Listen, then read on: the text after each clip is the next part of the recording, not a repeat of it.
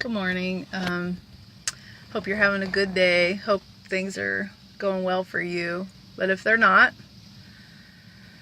I was reminded of the story of Joseph and how he had life to just be very unfair.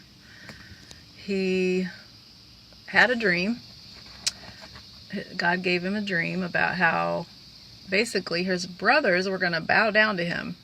And in his pride or ignorance, he shared that with his brothers. He was the preferred son. And all of us know, if we're not that person, maybe our brother or sister are. It happens a lot in families.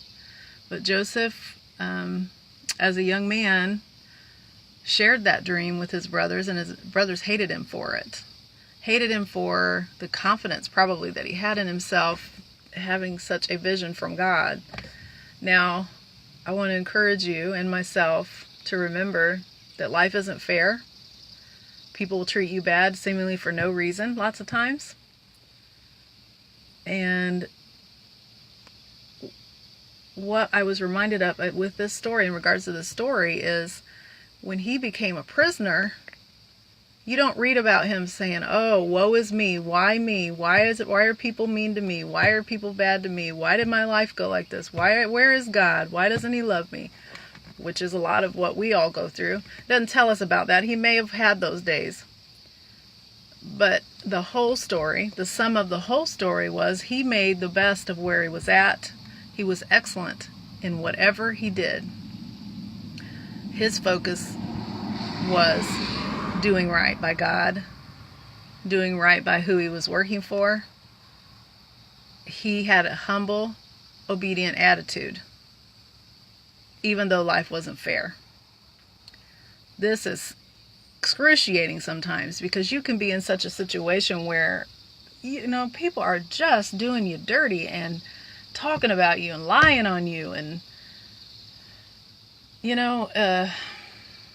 life could just be really terrible, like it was for him. And God turned all of that around. I just want to speak to someone out there who is going through things where you're just like, what in the world is going on, and why me? And even to depression, some people get to the point where they just don't want to go on anymore because they don't understand what is the problem.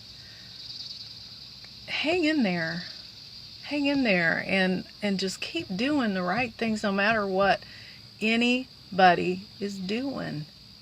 We do have an enemy. I know people try to believe we don't have an enemy, but he is real, and he wants to kill, steal, and destroy from you.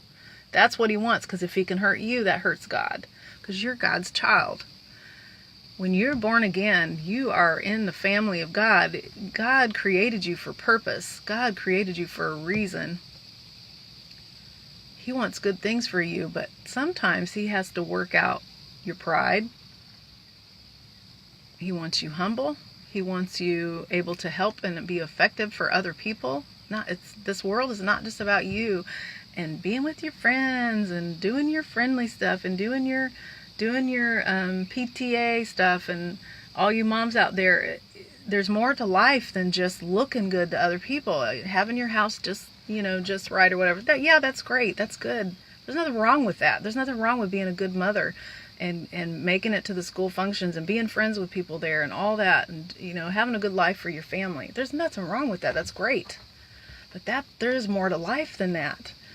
And when you take the focus off of you, what is people thinking about me, and how can I look better, and how can I better myself and make myself look better? That seems to be, especially in America and probably everywhere else too, in certain areas or certain social or economic situations, that is key. People want to be known as the best, have the best, look the best, all that. But that's not what God looks at. He looks at this right here. You can have a heart that is after him, and it be more important to him than how you're looking and you're doing, you're super super Christian, and you look great to everybody else, but inside here you stink. You don't have the right heart toward people. You don't care about people. You don't care if what they're going through. You only care about you. So let life and the things that come at you bring you up higher and make you a more excellent person. Combat it with excellence. Combat it with, Lord, what do I need to learn from this? Shake off negativity. Shake off when people are coming at you. You can shake that off and keep going, keep pressing. God puts certain things in all of our hearts for us to accomplish. And when we're not on that path, it makes us very uncomfortable. Just hang in there and keep going. And like Joseph, things can turn out wonderful. And you can help lots of people with whatever it is that God brings about in your life or allows in your life. Sometimes bad things come and he doesn't like that at all. He's not out there trying to get you. He's not a God like that. He's a God of love. But sometimes there's tough love. And for some reason, Joseph went through many things. And so the reason it ended up being so he could save his own people. And a lot of people in the Bible did have really, really tough things that they went through. And that's still true today. Us as Christians, we still have tough things to go through. Especially as we get closer to the end.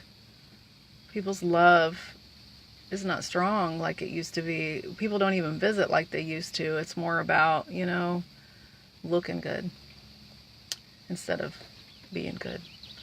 So God bless you. I hope this word means something to you. I hope it helps you somehow. And I hope you have a good day. Keep looking up.